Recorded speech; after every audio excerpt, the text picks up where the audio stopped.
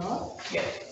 All right, good morning everybody and welcome to our Finance and Infrastructure Standing Committee meeting. We have got a huge agenda today, so we are going to set a cracking pace early on. Before we get into the agenda, I did ask Daniel just to drop by to just talk about some of the new legislation that involves how we treat observers in our standing committee.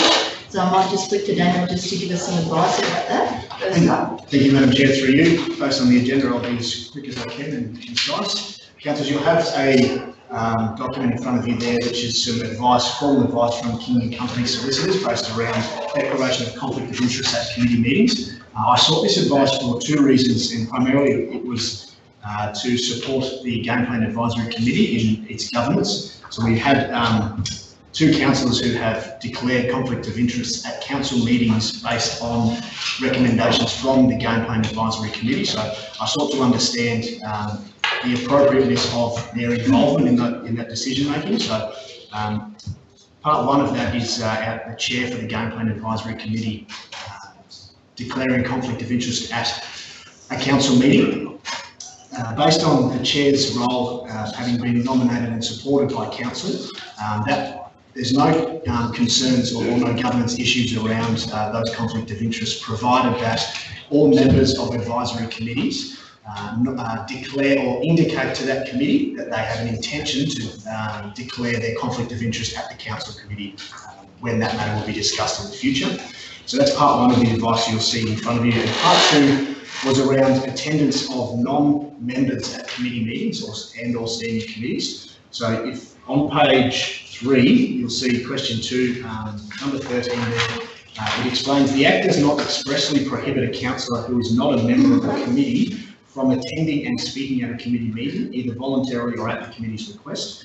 Currently, our standing orders indicate that the chair provides permission for non-members to attend and participate in that discussion. So what it does articulate in this advice is that if that non-member of the committee has a conflict of interest in any of the matters being discussed, then they must declare, or they should not, participate in that discussion at all. So that's as cut and dry as the advice is provided for us here. There is an extension to that in the discussions I've had with King & Co around the potential for those subjects or discussion of those subjects to then present a conflict of interest which was not identified earlier to that observer. So the advice at this stage for the comfort of councillors is if you know you have a conflict of interest in a matter being discussed at a standing committee and you are not a committee member, the best course of action is to not participate in that discussion. All right, any questions for Daniel? Good. Take that on notice. Thank you very much, Daniel, for that, and thanks for the printout for us to refer to. And we don't have any observers today, so that makes this committee meeting a little easier. And a big shout out and welcome to our thousands of live streamers. I'm sure they're all out there. So thanks for tuning in, and I'm sure Councillor Megan Daniels will be tuning in.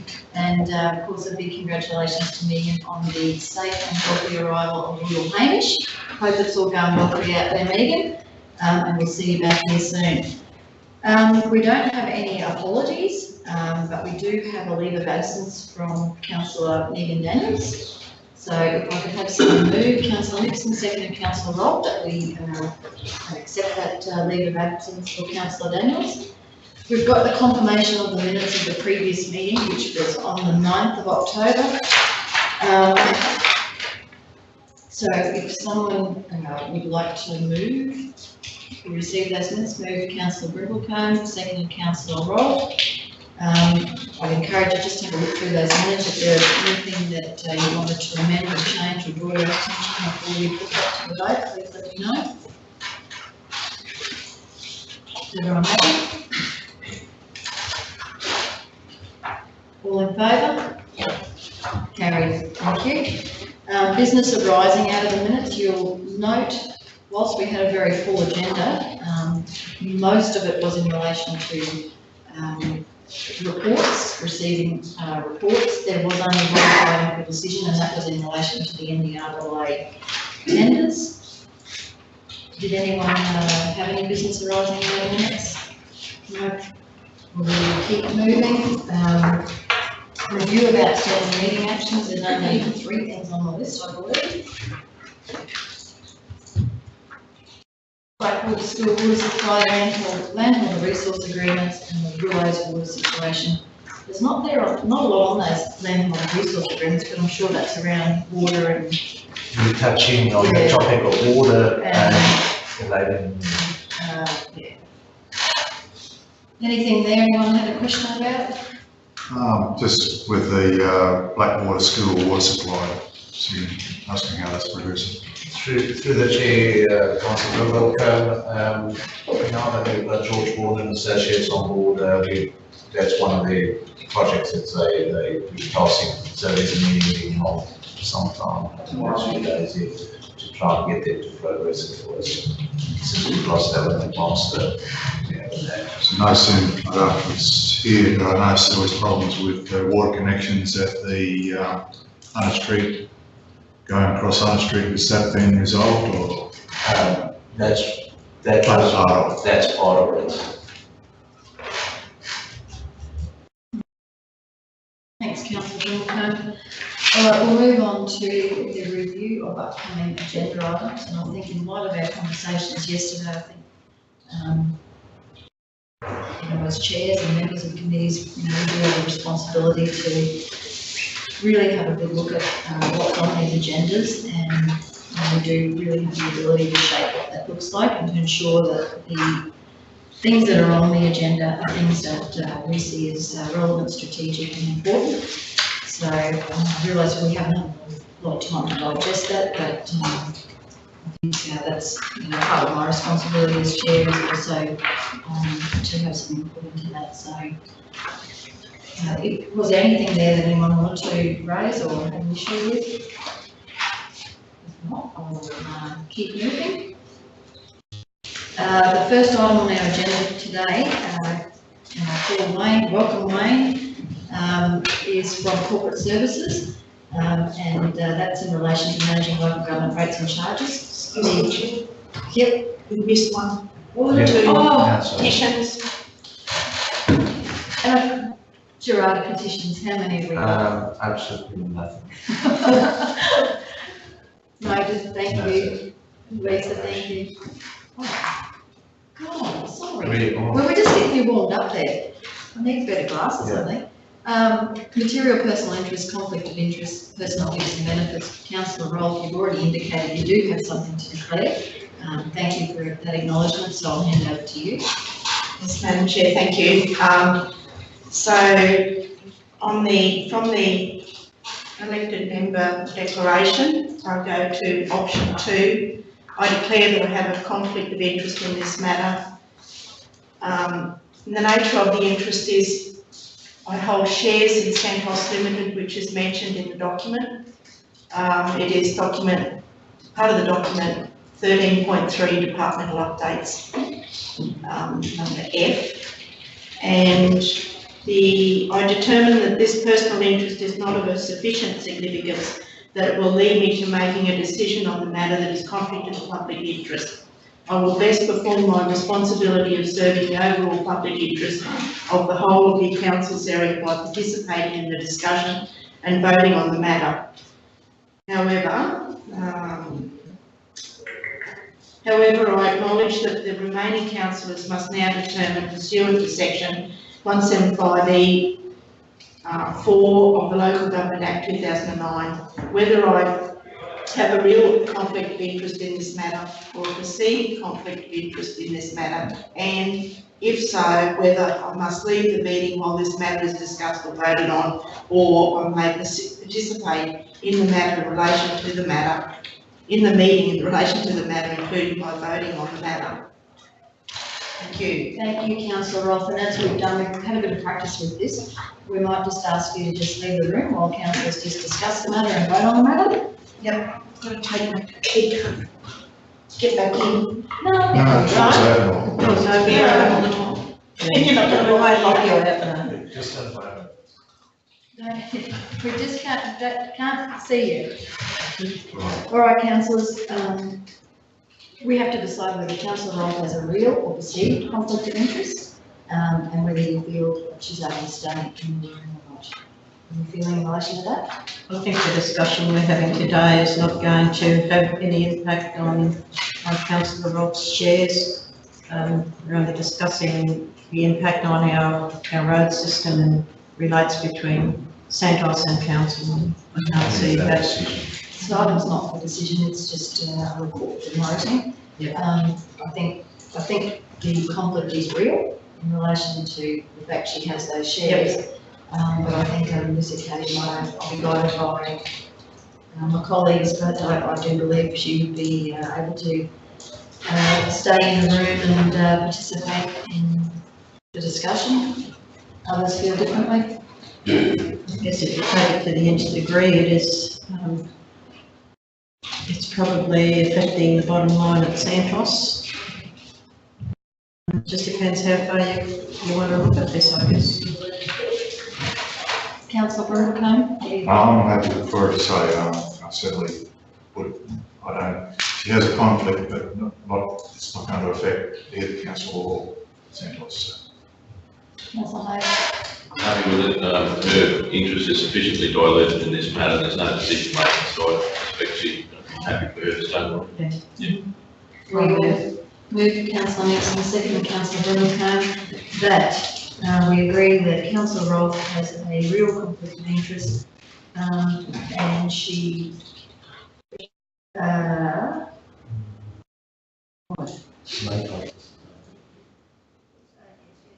it does, the conflict of interest does exist. The council may participate in the matter, discuss and vote upon it, but I mean, it's no voting. All right. Yes, you can vote. All right, can we invite, all in favour? She's carried. Thank you.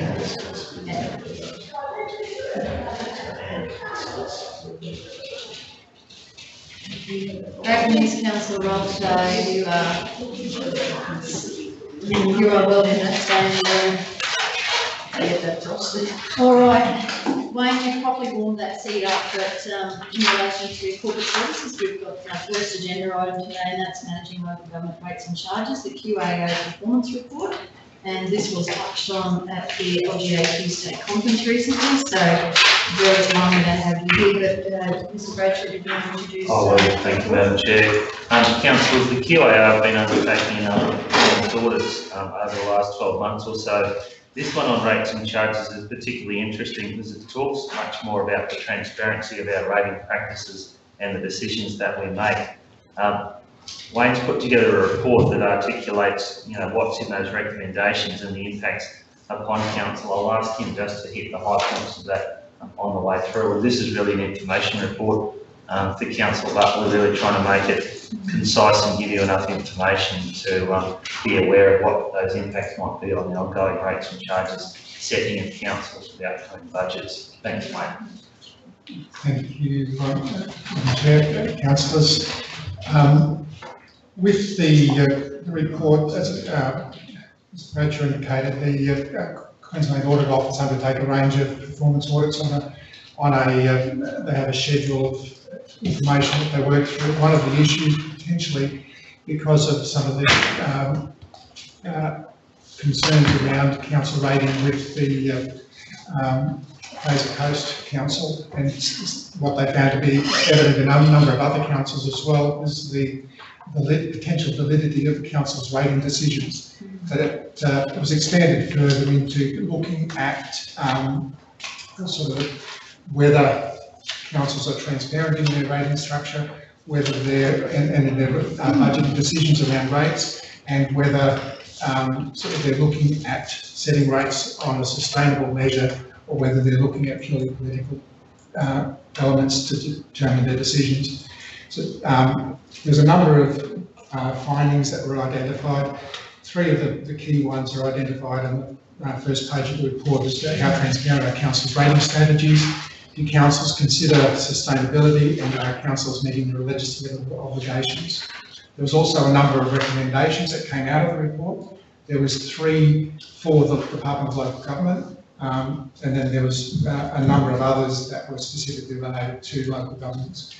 The report outlines some of the recommendations for councils and how, specifically how Central Highlands is performing against those recommendations.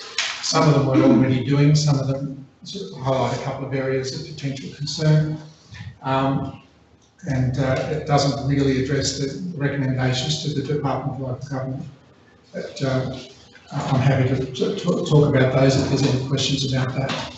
But looking at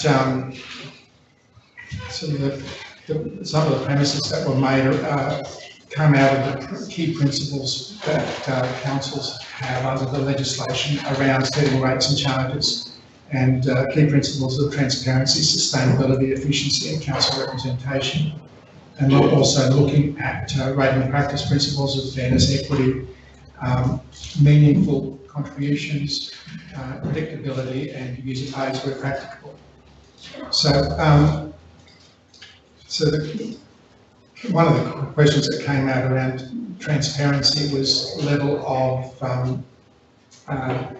openness in the decision-making process, whether there's a number of councils have closed budget workshops and then very little discussion when the budgets are adopted in open meeting. There's other councils that go to the other extent and they have sort of full consultation where they put their budgets out for review. It was also looking at what's done in other jurisdictions. The report touches on some of those elements, and whether there's sort of discussion around sustainability and what's necessary and why the rates are set at a particular level. In general terms, CHRC is achieving all of the requirements of the legislation, but because of some of the length of time some of the special rates are in place, for example, the Thierry special rate and some of the other road improvement levies that are in place, I haven't been able to identify where the original overall plans for those special levies were adopted by council. I know, for example, with the Thierry special rate, it goes back to a decision that was gazetted in the Government Gazette in 1983, and that sort of established the requirement for council to have, or the original Peak Downs Council to have a special rate. So it may be necessary to look at sort of sitting down with the different mining companies, looking at what's intended and what the objectives are of those levies, and then going further and having sort of specific resolutions to re-adopt an overall plan for those levies and maybe restructure some of the levies as well. Full cost pricing around water, sewage and waste is probably another key element. There was a recent presentation to council regarding the waste.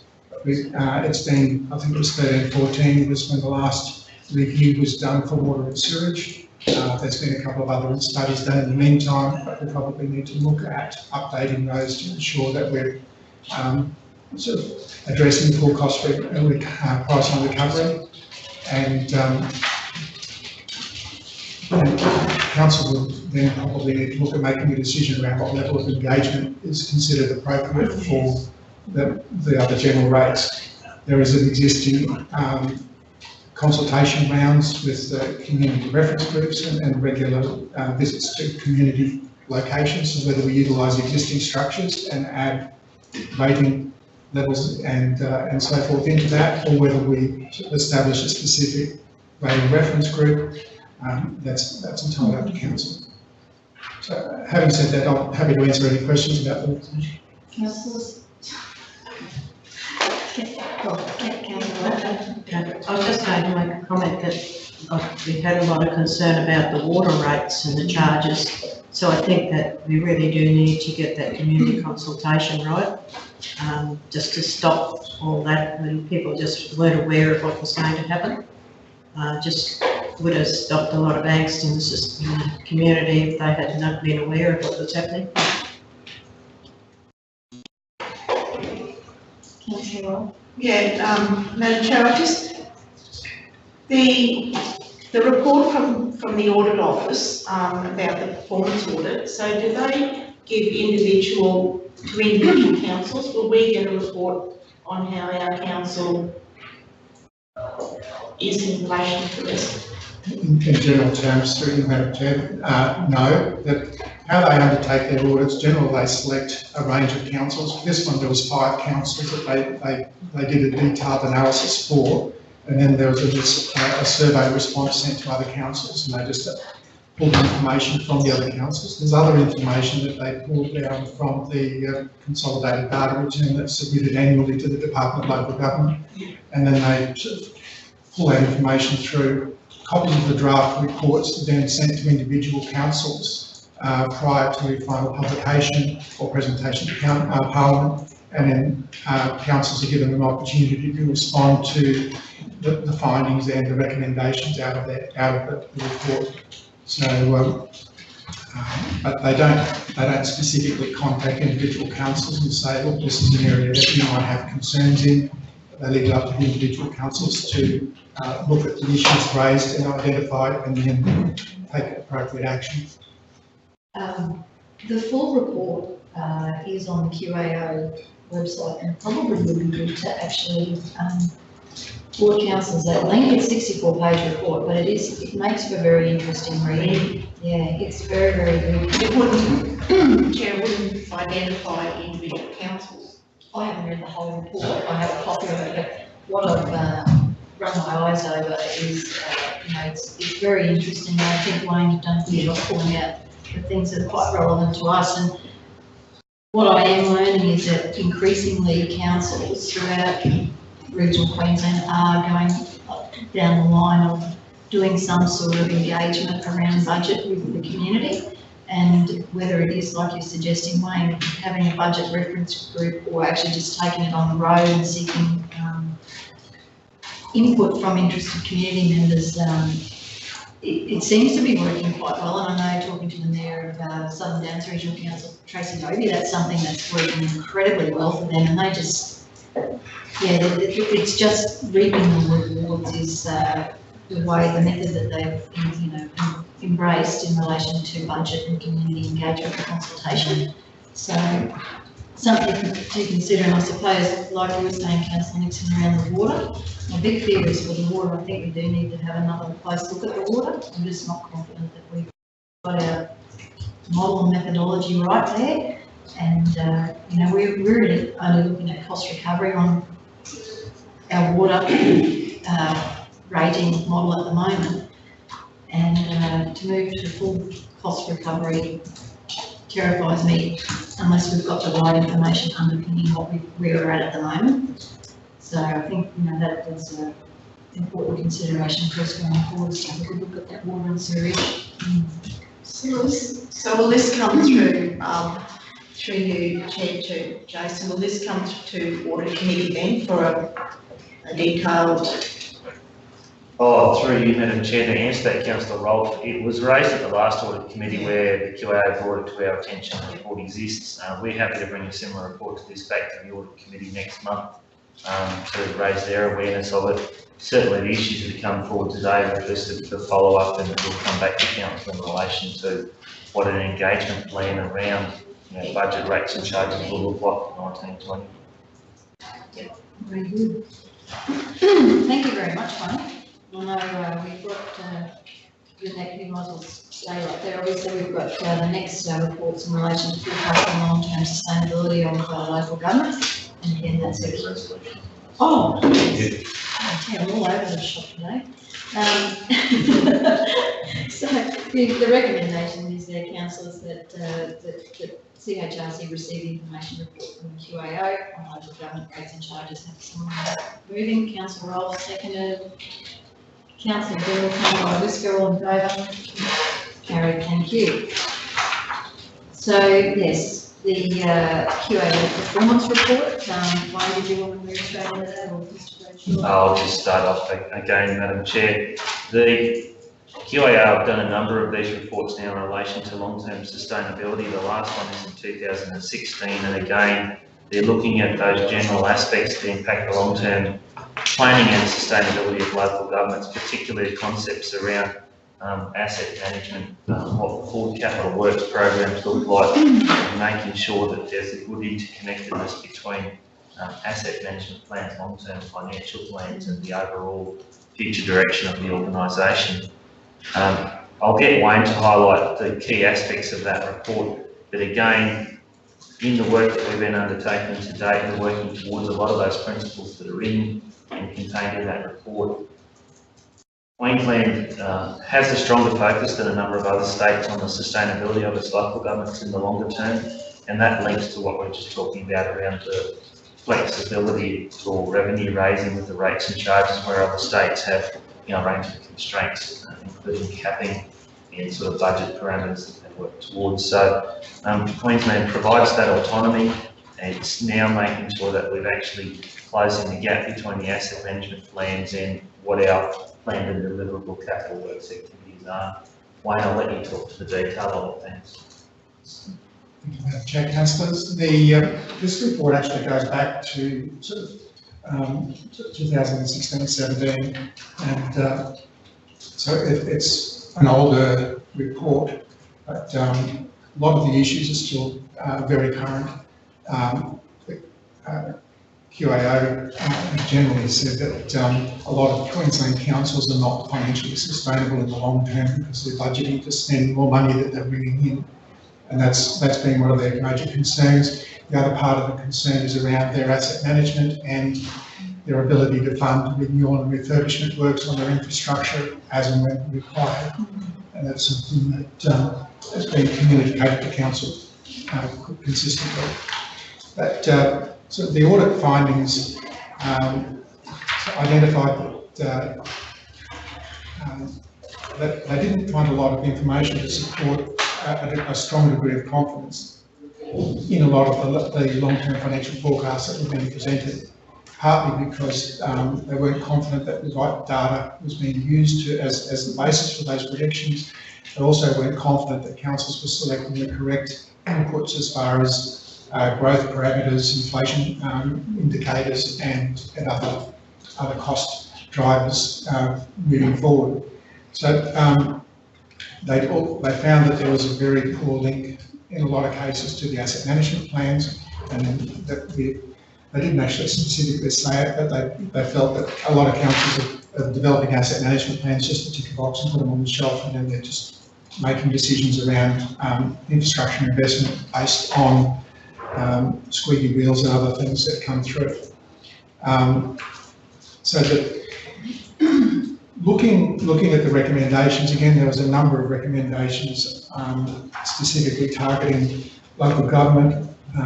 Then there was, in this case, there was 4 for local government and then 5 for the Department of Local Department. So and one of the ones that for the department that's raised a bit of discussion, and particularly from the likes of Brisbane City Council, who've got a significant amount of weight in doing what they want to do, is that councils should be allowed to set some of their own thresholds. At the moment under the legislation, there's sort of very specific guidelines that identify the target thresholds for each of the 3 sustainability indicators. They're suggesting that councils should also set their own targets for those indicators, and that there's probably a number of other key performance indicators that should be included within financial forecasts, whether they're legislated or not. So at the moment, council has a long-term financial plan, which is something a lot of councils don't, and that's as well as a budget policy. And so those 2 documents combined sort of mean that we're probably a little bit ahead of the game on a lot of issues.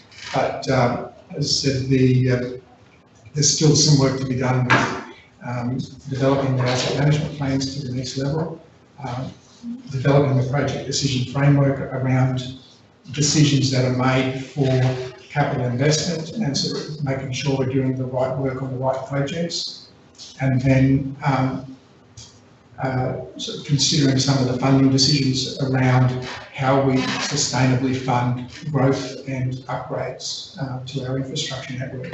At the moment, we don't have a lot of developer contributions coming in. Council's relying heavily on grants and reserves, but once reserves are depleted, unless we're sort of achieving sort of reasonable levels of surplus within operations, then we won't have funds to fund those growth elements or those upgrades. And so therefore we would be relying on loan funding for that. And so as I said, that then could be quite sustainable if it's done in a measured way, but if it's done in an ad hoc process, then we're potentially leaving ourselves open for sort of further down the track to be facing issues and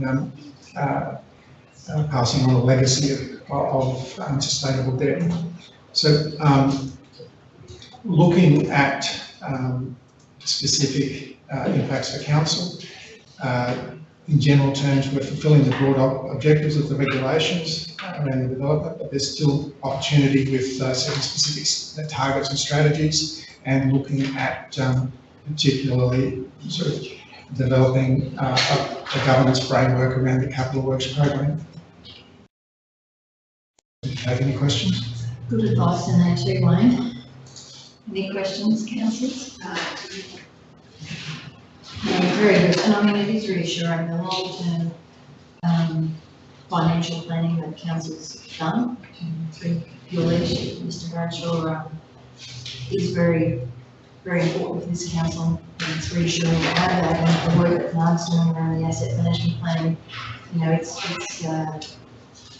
work in progress, but certainly gives a lot of confidence in terms of where we're placed in the future. But I guess, as you say, we have to be very careful in how we manage what we've got going forward and don't rest on our laurels.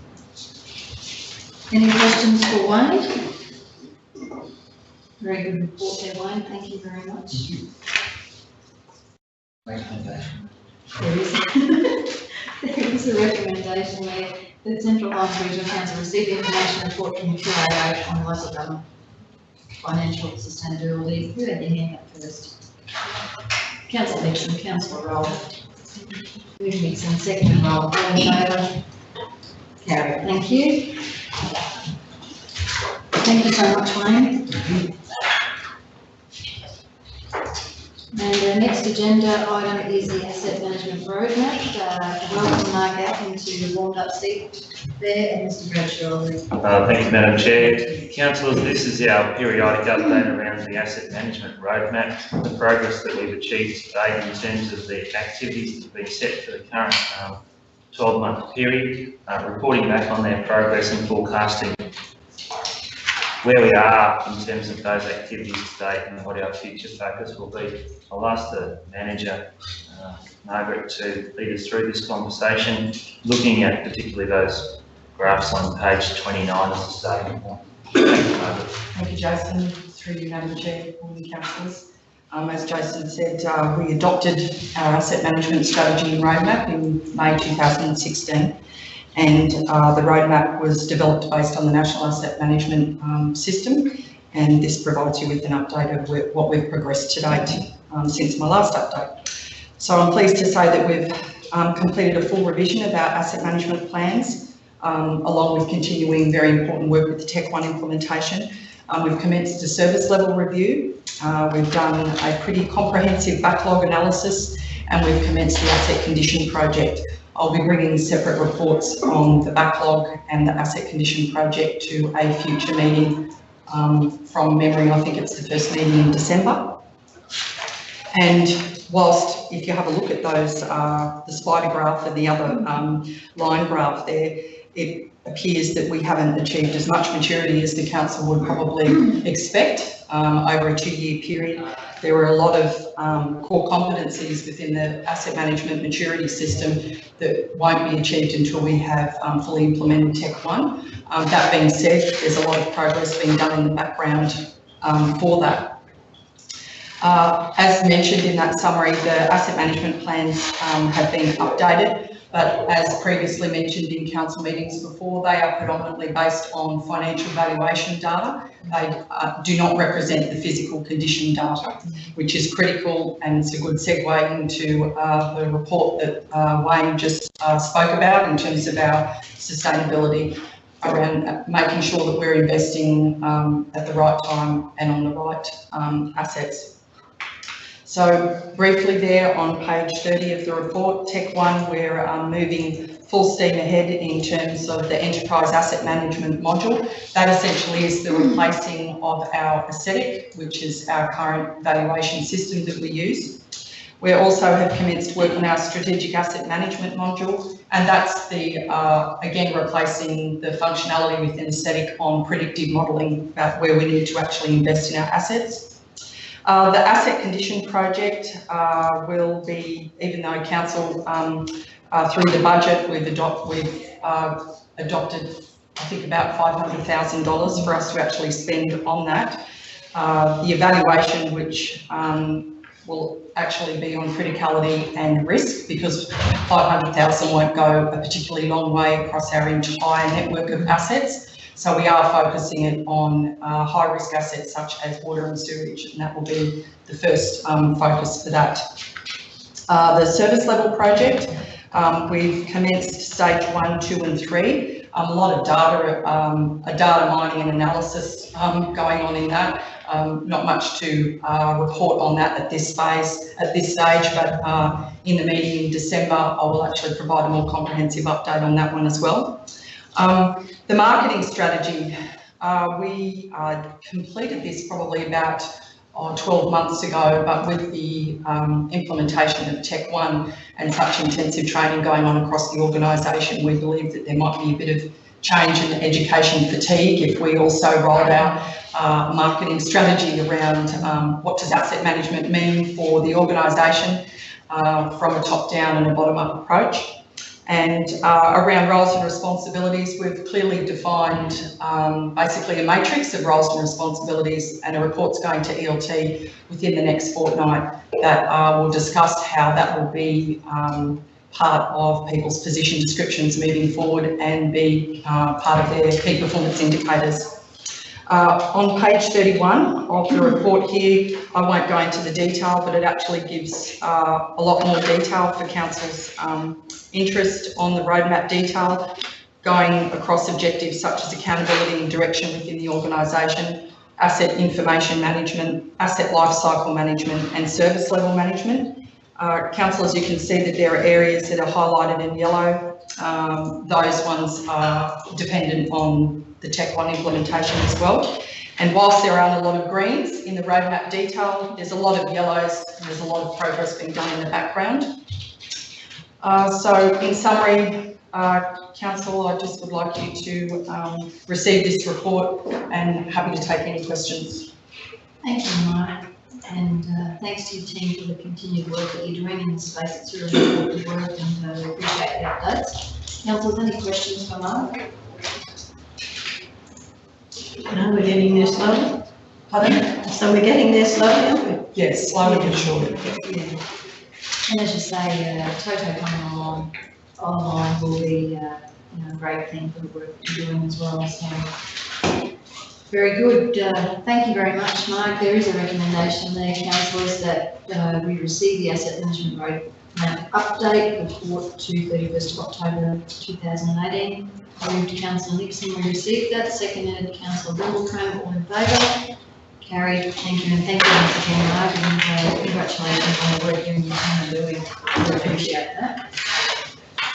Councillors, our next report is from Customer and Commercial Services in relation to the Emerald Saleyards Coordination Committee meeting minutes from 26th of October 2018. I will hand over to Thank you, Madam Chair. I was on leave during this meeting, but I'll just touch on the minutes there before councillors. Just touch on some of the high points from those meetings. From that meeting, we'll note with the implementation of the new cattle draft now, we expect that will have a significant impact on improving workplace health and safety in the Saleyards, getting workers up off the ground and not in amongst the cattle. Financial update was provided as per normal to the committee, which is not dissimilar to the information that's provided to council in your monthly report. An update on the capital projects, the electrical service pits, that work's progressing, double ramp, hay shed, we're awaiting outcome of funding in regards to those projects for building our regions round 4. Light pole replacement is progressing. The additional draft facility is now completed and working operation. The issue of cattle curfew races its head again, as it does regularly at the Coordination Committee. It seems to be a difficult matter to get all parties to agree on an approach forward, but I suppose probably status quo is again that we need some flexibility in regards to the late arrival of cattle, depending upon the circumstances there. The sale managers update. We still have some issues with staffing, and as we know, we have limited the number of staff at the sale yards. We did have difficulty recruiting a casual sale yards operator, so we're looking at the position description in that regard. Sale numbers have dropped, but I'd also note the awareness in regards to the parking area for road trains at adjacent to Emerald Downs there on the hill in Emerald is assisting with some cattle coming in for adjustment at the sale yards as well. We're also moving away from the 12-month supply contract for hay for the sale yards, and also looking at a potential cost savings there in regards to whether we can contract out that arrangement at the sale yards. If we have a staff member go and feed one bale of hay, it's going to cost us 3 hours, even if it takes 20 minutes to do it. So continue to look at those arrangements. Livestock exchange, the association is looking to move to the electronic master book, which would be a further efficiency improvement at the sale yards.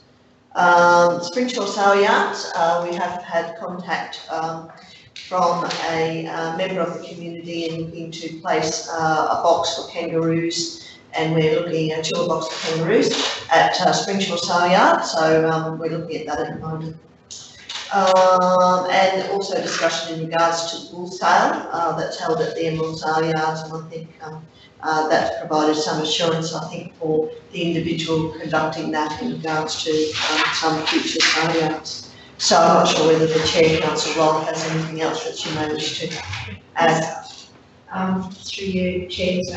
Just on because we had the acting GM at that stage, Jason Hillhan with us, we actually did a bit of a walk around the area of loading and where the teardrop turnaround for trucks is and that sort of thing. So we actually got Jason to say, yes, well, we should do some work on the road and bitumen, and we should do some.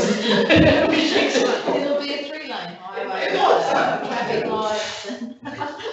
But it was certainly, thank you to Jason, because it was certainly good to have him there and saying, well, what can be done, can't be done, and should be done. So that was excellent. That was an added bonus. But just on the digital display, there's been in the sale yards, the display that's there now is quite old. I don't know how old, but quite old. That all clients look at. Yeah. Look up the big one. Replaced probably 18 months ago. Well, Yep. well, it doesn't sync with the livestock, with the program, and they recommend the use of a TV. However, in sale yards like Emerald, TVs are just just won't happen, because you just get too much dust, and they're basically out in the open so much. While we were standing there sort of mulling over this issue, I said, well, what about an app?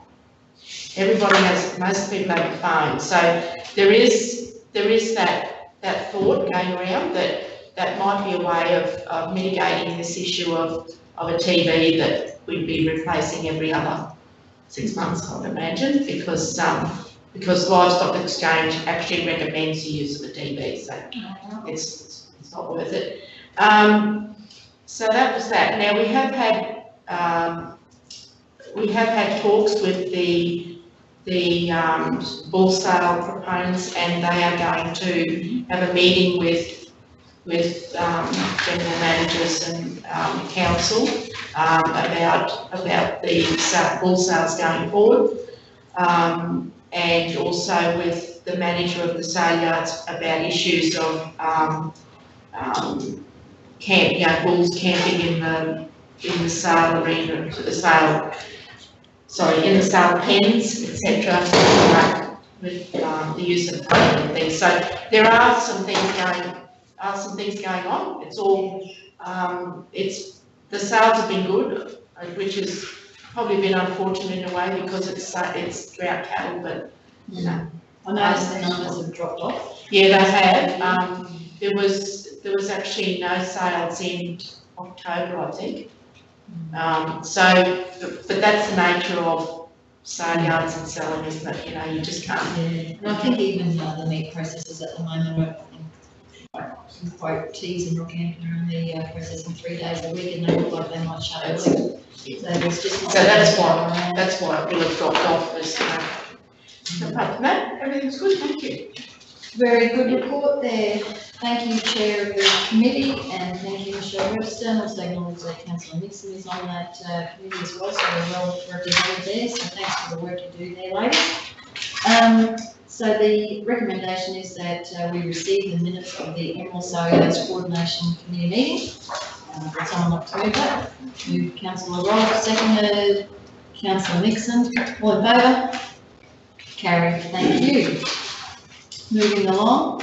Infrastructure and utilities, you awake, Gerard? Yes. Madam Chair. You've been quiet there for a while. I unfortunately realised my attachment wasn't in the report, so I'll have to give you a picture. Report number 1. I don't know that picture. No, the second one.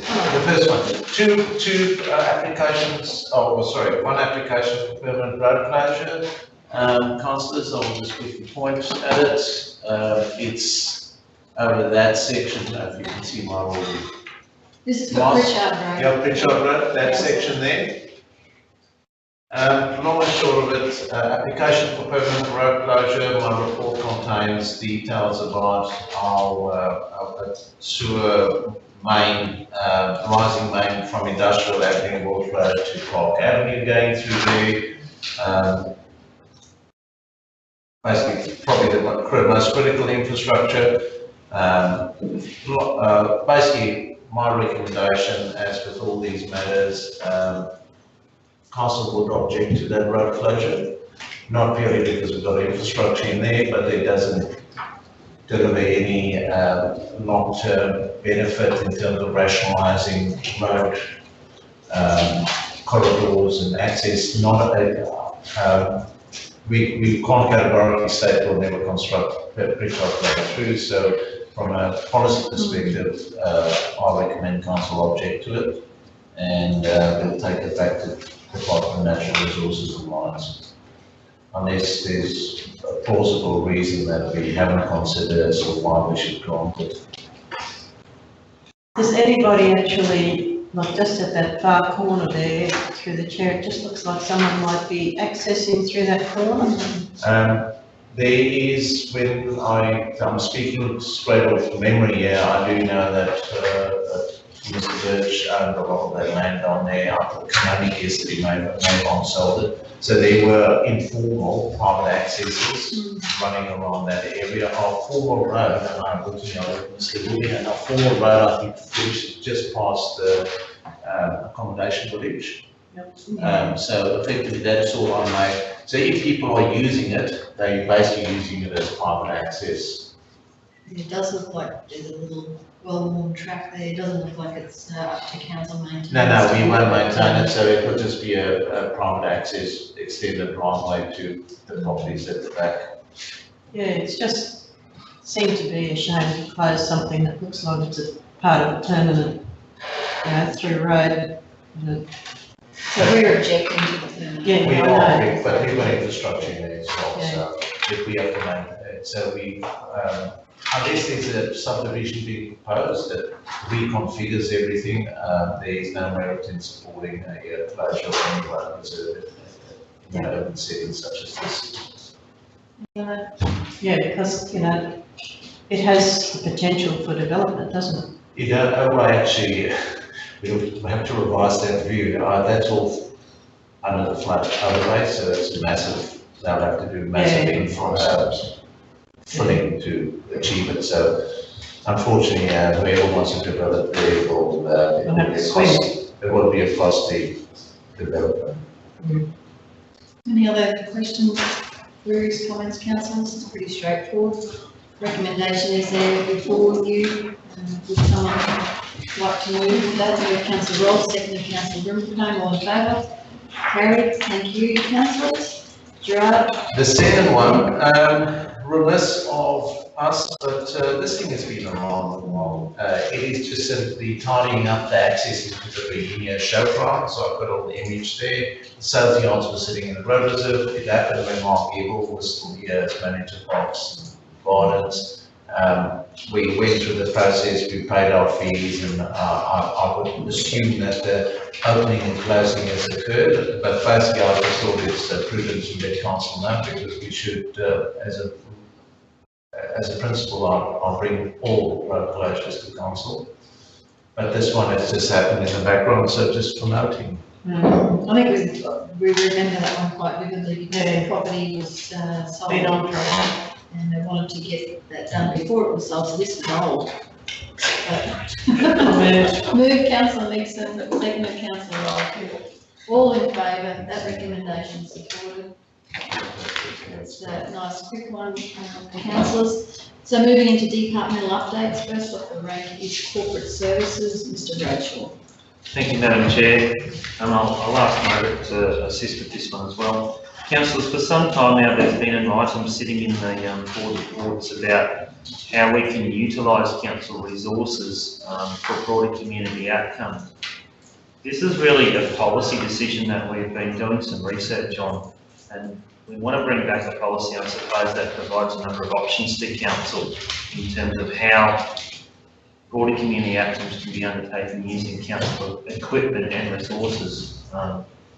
I suppose at times outside of our normal operations. So the clarity has been sought on what this policy is to provide for, and just headlining, I suppose, that we'll bring that policy back on the a number of other councils have quite divergent views on what that policy stance looks like, and I know that we're trying to achieve a practical middle ground in terms of what we can allocate and how we can apply back our staffing and resources to help achieve community outcomes. Did you have anything else to add, mate?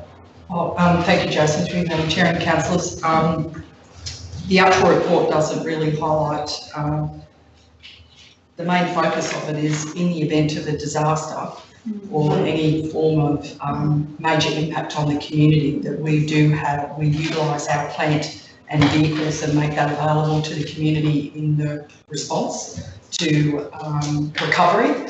And I think it really, whilst there are many councils that have very divergent views on that, I believe that the community benefit would outweigh the potential small risk associated with that. And I think as long as we have a policy that is strong around how we manage that risk, I believe there is much greater community benefit in us actually having a policy on that. Councillor? Yeah, an example I think might be, Madam Chair, the flooding of in Springshaw, the flash flooding in Springshaw, and there could have been equipment used there immediately, so if we had a policy around it to help with that sort of. Whereas I think this relates to employees only. So how does what is your example for community members to access? No, I wouldn't suggest that community. But we had so we had people that were had tickets to use something, to use some equipment that could have helped, rather than going home to get stuff out of out of their own homes and that sort of thing to do, or even if they were allowed, if they could go to the depot and get, there's just a bit of a stop there to allow community to.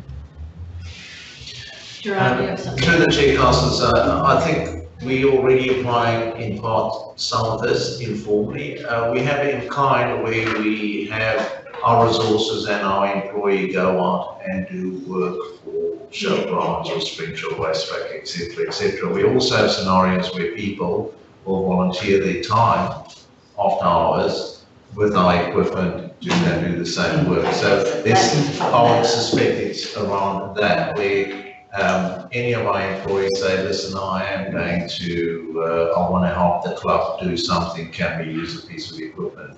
Be it, you want to use one of our rollers on the BMX track or whatever, but it is basically where a community, employee that's active in the community requests to use our equipment to support that community group or club. Does the policy won't relate in any way to personal use of council equipment? No, So, it would, it it would specifically, Be for community benefit. yes, yeah, It's absolutely. not just, No. And so, I suppose through the chair, what I wasn't clear here, and the policy will be, we're obviously restricted within, we have our position descriptions and also I shouldn't say that the enterprise agreement is restrictive, it's not, but we obviously have policies and frameworks that we need to work within, and so this policy will just give us that flexibility to allow employees to perform those duties when the need arises outside their normal position description and outside council working hours. I think I have funding now, thank you, Mark. council way towards community service. Oh, councillor Nixon, you're waiting.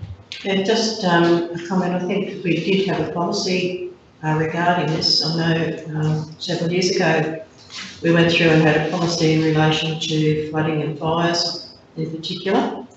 So I think that this is a revamp of that because I know there's a little bit of a delay, and in that other policy we had that it had to be a qualified council operator on any of the equipment, which I think is fair enough. There is sometimes a bit of a delay, but I think in that last policy, I think it was left up to the overseer or supervisor in that area to actually have the power to negotiate on that. And I'd just like to record a thank you to all the staff that came to the fire that was threatening basically to Springshore just recently. Because a lot of the staff were there. I know I was out there about 2 or 3 in the morning and they were still there. So I think that, they should be thanked for that, and I'd just like to thank everybody that contributed in that occasion. And I mean, flooding does happen and fires do happen, no matter where they are. And I think we do need a policy that we can step in and help those communities. So just like to record that, thank you.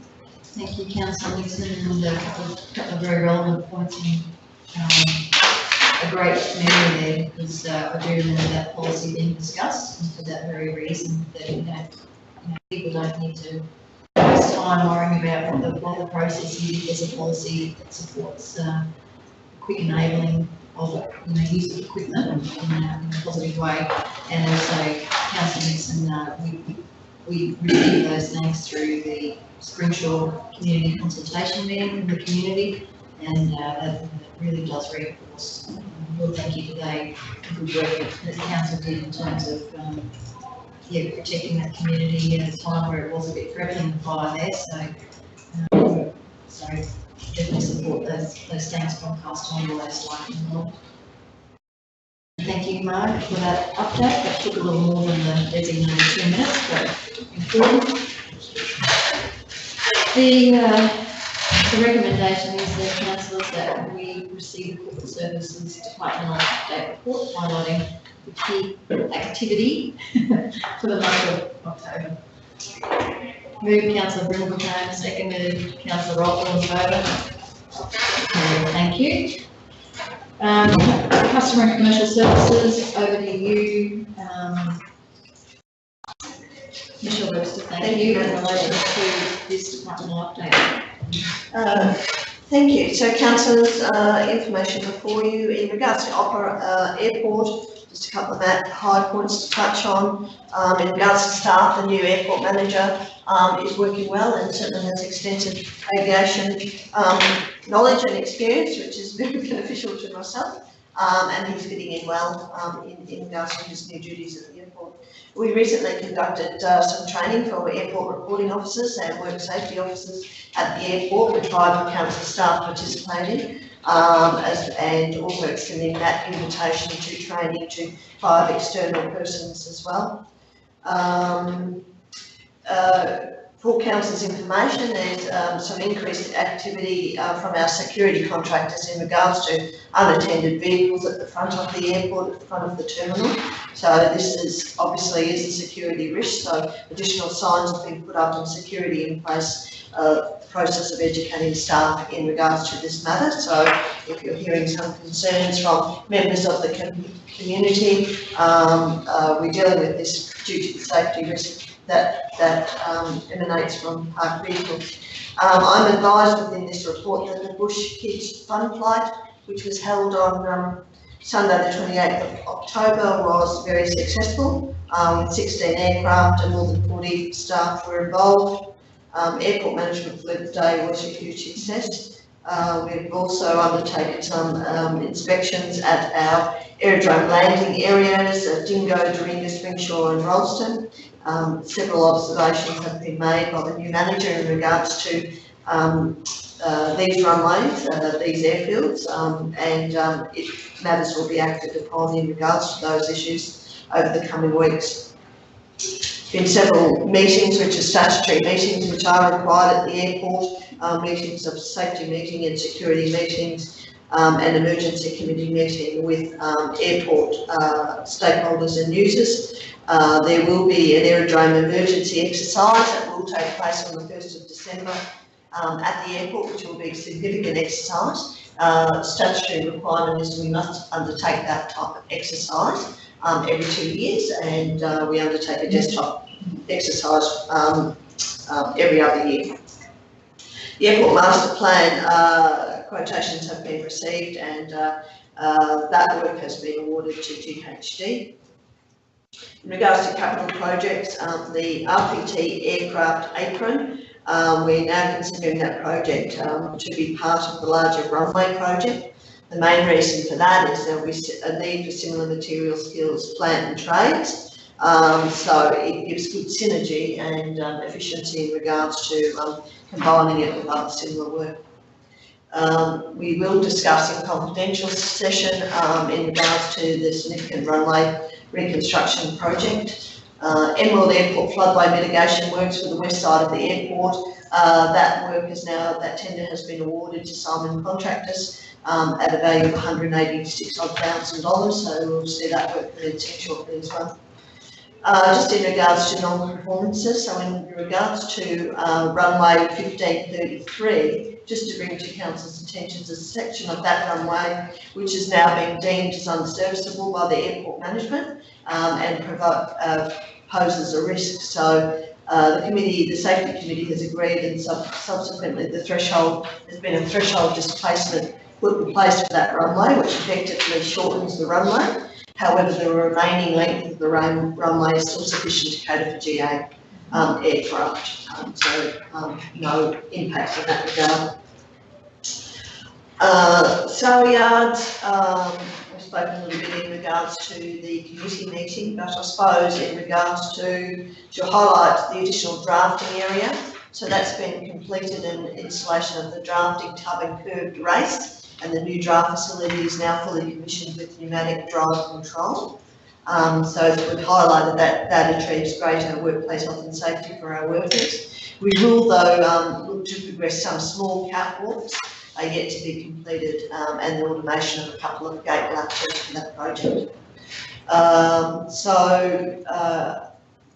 Obviously that increases the efficiency at the sale yards, and another project that's now been completed is the additional selling yards adjacent to the draft, which have now been completed and provide an additional 28 new selling bins. not sure with council role, councillors, whether you inspected those works when you were at the sale yards for the coordination committee. In regards to Shepton Quarry, there's continued to be strong sales through the month of October, with Shepton selling 10,700 tonnes. I believe we continue with increased external sales, which is a good thing. A crushing campaign has begun at Shepton for the crushing of material. There's also been some further clean-up at the site in regards to scrap metal, which is always an ongoing compliance issue. Mobile crushing campaigns being completed at Bullvale Pit on Southern Wood Road for 35,000 tonnes of road-based material. And then this is part of an NDRRA project in the area. And 2 other crushing campaigns have begun in the southern end of the Shire, one at Rewan Road and the other at Swinshaw Tambo Road, with a combined tonnage of 30,000 tonnes. Capital projects at the quarry. The pug mill is now almost operational. We're just waiting on the last part to arrive, which is so that we can hook up water to that machine. The pug mill will provide the ability to have an additional product available from the quarry, which is the optimum moisture content material, and we've already received the first order of 7,000 tonnes of that material, awaiting the completion of that equipment. The electrical bus tie switch has now progressed from the design stage into the construction of the switch, so that capital project's also progressing. And we're also for the pre-coat plant upgrade in process of completing design and costing works for the reconstruction of the pre-coat area. Construction of the stormwater run main dam is now being completed, with minor work still to be conducted in the area to get that drainage correct, and rock being placed to prevent erosion in the area. In regards to the housing company, 6 units at Aurora Close, which were previously managed by a different property manager, have now been moved over to Real Estate Vision Group. Presently there is 1 unit that remains vacant. The tenancy criteria has been reviewed by the housing company board, and that's been communicated to our property management services, along with our requirements in regards to through a tenancy lease and special provisions within the lease in regards to should your occupation change and you move into mining, you will have an obligation to advise us, and when we reach the point of renewing the lease, we will take those into consideration. Land development, we're now seeing some of the additional resources coming on board, with Rhiannon Casey having commenced on the 29th of October as the property leasing officer, and we're still awaiting the coordinator, who will commence on the 3rd of December. The airport beautification project, this is a partnership with Central Queensland University to have some of their landscape students undertake the design of that work for us. So far there's 6 university students entering the competition, but additional student interest, so we've agreed with the university to push that time frame out to the 1st of February. We will then need to compile a judging panel for determination of first and second prize, and then we will also our intent to work with Council Parks and Gardens area in regards to then the construction of the design. So I'm happy to take any questions, councillors. Michelle, very comprehensive report, thank you very much. Councillors, any questions, Michelle? Michelle, can I assume, in relation to the quarry, that the crushing campaigns on Rewan Road and Springshaw Tambo Road, would the Rewan Road be Early Storms Pit and Springshaw Tambo the Hillview Pit, am I guessing? I won't have that detail that Jason will hand, mate. Yeah, because I actually saw a big heap of gravel already crushed in Hillview on the weekend, so I assume that's. Okay, and what is the prize for the Emerald Airport Beautification Project? What is up for grabs? Money. Off the top of my head, I will confirm for councillors, but first prize might be 2,000 or 2,500, and $1,000 for second. So to encourage them and to assist with their studies, it's money we would have had to spend in getting designs done in any case. So yeah, I think it's a big partnership project. Absolutely. Congratulations to you on pulling that together. I'm looking forward to seeing what comes out of that. Yeah, yes, hopefully. Good on you, thanks Michelle. So councillors, the recommendation is there that we receive the wrong one. The Customer and Commercial Services Departmental Update Report highlighting key activities for the month of September. Moved. Councillor Littleton, second. Councillor Roll, all in favour? Carried, thank you. Despite this challenging agenda, Gerard, I think we are going okay. We are indeed, Madam Chair. So departmental updates and construction utilities over. Twice as much, and we're going to deliver it in half the time. Good challenge. I'll believe it when I see it. I'm going to get Jason to fly through his few items, which is the first three, four. Go for it, Jason. Hey, good morning through the chair.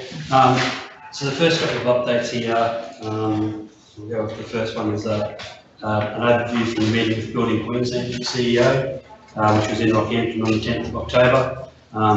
Coordinator Infrastructure Ben McKinnon attended on council's behalf. So this was a meeting that was open to all local infrastructure authorities.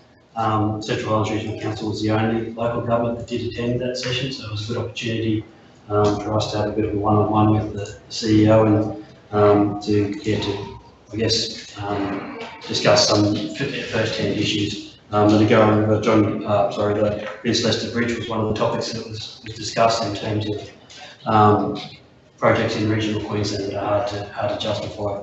The basis of the discussion around the benefit cost ratio and how difficult it is for regional Queensland to achieve a benefit cost ratio greater than 1. So there was some discussion around that and how the assessment looks at individual projects, not links. So the link strategy that project forms part of creates an overall benefit, so that's usually not taken into account. So discussion around that and the possibilities of that being included in future funding opportunities and examples there. So that's for the report.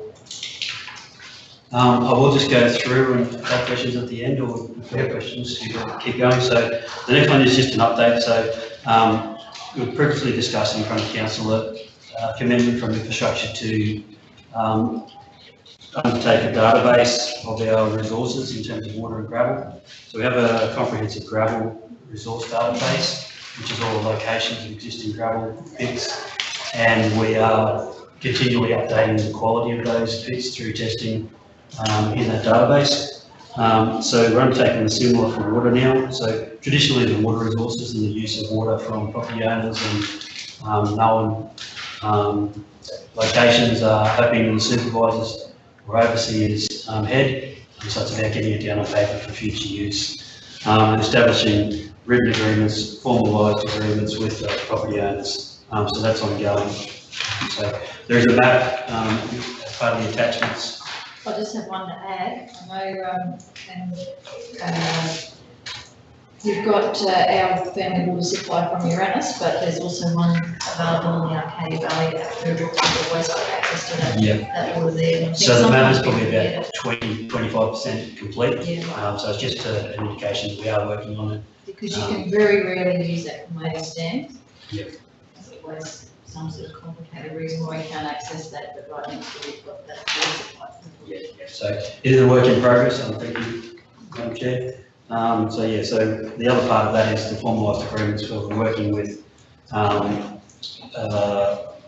governance officers to formalise a written agreement that will back all of these locations and give council some assurity. The third one is an overview of the Heavy Vehicle Regulator Council Engineer Seminar, which I attended in Richmond on 22nd and 23rd of October. It goes all council engineers Australia-wide an opportunity to discuss some first-hand issues with contractors. So we had site visits to several companies in the Port of Brisbane, discussed some of the challenges they have with the current permitting system and getting logistics of moving product on short notice and the issues with the approval process. So there's some good discussions around there, and discussion around pre-approved routes, which Council, Central Islands Regional Council is very, I would consider very proactive in that field. We have a lot of pre-approved routes for excess mass and dimension, so that a lot of the big engineering, mining plant that you do see, a lot of it's pre-approved. We know that that route can handle it, so it's just pre-approved. It cuts down on administration from our staff and helps the freight company as well. Obviously, discussion around the next big thing which they're tipping in the industry is the performance-based standard vehicles. So they're vehicles that are custom built to cater for increased loads. So they have upgraded suspension, upgraded brake system, GPS tracking. So there's a lot of requirements for them to comply with PBS. Unfortunately, at the moment, a lot of our state controlled network isn't PBS compliant, which means for us, it would limit, if we approved our links, which we would have to go an assessment on our link, they still couldn't get very far because they would have to, at some point, enter the state controlled network. So that's a topic that I'll be raising at the Bowen Basin Regional Road Group meeting tomorrow to see if we can get some consistency. And just through you, Chair, to Jason, I'm going tomorrow. Where am I going tomorrow? To Brisbane to the Road Transport Advisory Group meeting for LJQ, and I've actually highlighted this as well as being one of my regional roundups on the access and new infrastructure built for access to our inland ports and intermodal humps and things like that, and the fact that these vehicles are coming, our road network is just not up to standard. Just won't happen. So, yeah, I was really interested to read that. Yeah, there are benefits from a road point of view. The bigger loads means less vehicles on the road. So at the end of the day, there's probably a reduction in impact on the road. The issue is around structures such as bridges. Are they built to standard? So there need to be a good engineering assessment on those before we approve the route. But overall, it's probably a good thing in the number of vehicles on the road will be reduced, and the impact of the road, it doesn't really change over a long period of time. Absolutely, Jason, but we've also got state roads that are still gravel roads, and there's no way in this world that you're going to get a state-of-the-art PBS vehicle going across those roads. Yep. Part D is the new Road and Transport Alliance Memorandum of Agreement. So that was signed on the 29th of October. So that, I guess, is the background for the regional road groups and how the state government and local government work together. So that's attached there. There's not a lot of amendments to the previous MOU, but does give us, that assurance for the next couple of years. Scale it up a bit. The Transport and Tourism Connection Program funding. So that program has been announced and closes on the 30th of November. So Central Islands Regional Council, so the report there indicates that we propose to put forward an improvement to the parking adjacent to the Visitor Information Centre here in Emerald, and some delineation around the park in terms of bollards, etc. Just quick, sorry, Councillor, just a quick one. It's not a lot of money. It's probably on average, probably going to be projects in the order of about $50,000. So unfortunately, there's no big, the likelihood of big projects getting up is not great. No, and they do say somewhere here where there's usually only two from each RNDG, and there has been another one from Banana Shire, so it got signed off. Yeah. So that's the two from our RNDG. And my understanding is Isaac and Robin are not putting in applications. Okay. Yeah, one thing I would like to mention here is that there's 66 councils in total for this round of funding. However, the last round was only for the northwest, southwest was only, and it doesn't make sense to me. Raise it at 40 million. Sorry, sir. Raise it at the ROTG. Oh, yeah, absolutely.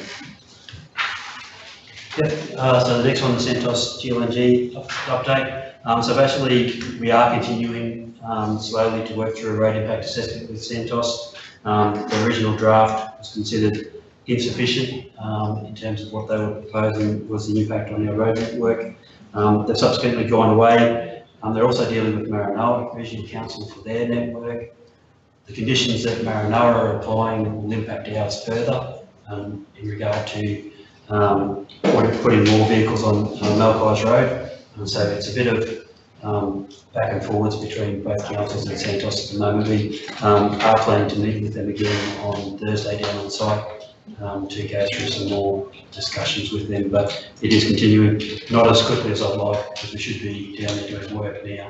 Have we got traffic counters on that road? Yeah, we've had traffic counters for the last 2 years. So we've got yes, Yeah. so we've got a good indication of what is happening down there and local knowledge as well from people. So yeah, we should be undertaking the work, not in the negotiations, but it's just a case of how it's been, unfortunately.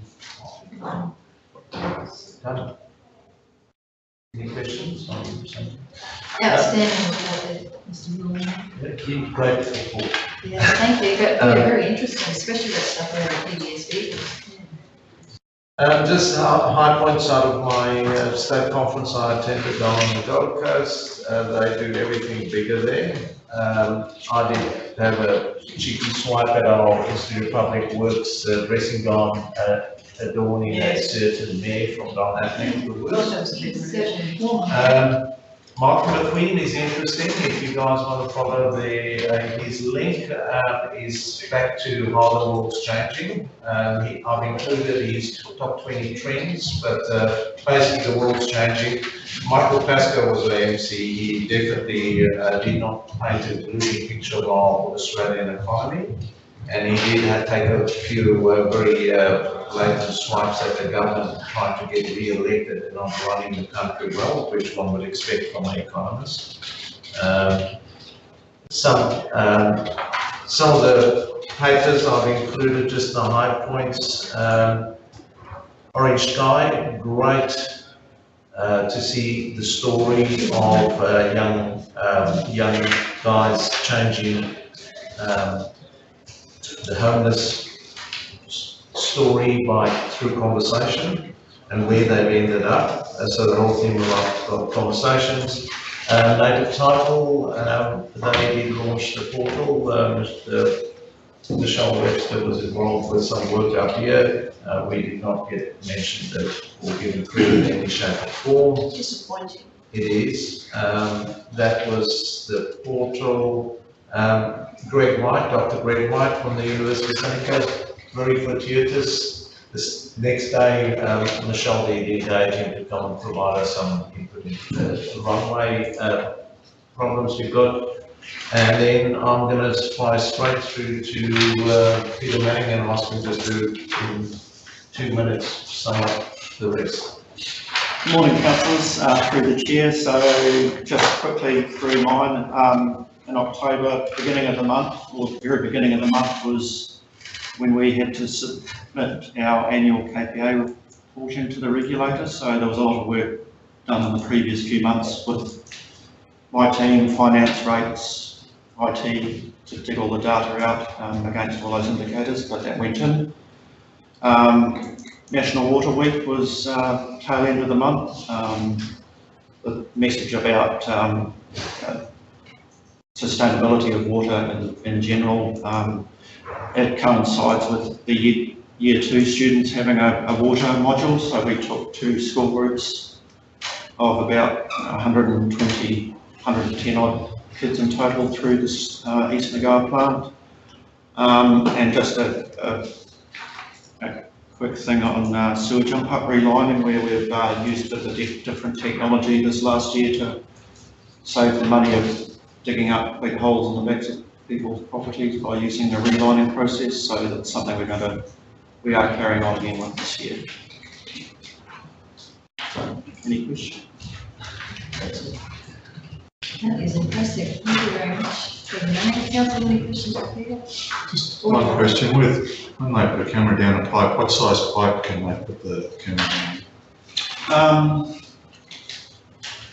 Well, smaller size sewers are 100 mil, but the jump ups are, maybe sometimes 75, but, typically 100 mil pipe is what the cameras are going in. Very good. All right, councillors, and can I compliment you on the fantastic report? Actually, it was really good reading. In fact, I'll go so far as to say it was a flaming good report. Just outstanding. No, of course, it was very good, and like the silly numbers we had, which are, it was all very interesting, well written. Council's recommendation is there that we receive the infrastructure and utilities departmental update report highlighting key activities from 1 October. Move Councillor Mulcahy, second Councillor Roll, all in favour? Carried. Councillors, that brings us to the end of our main agenda. We do have some closed session items, but did anyone have any general business? I'll say move into Closed session, so move Councillor Nixon, we go into closed session. Second is Councillor Roll, all in favour? Carried.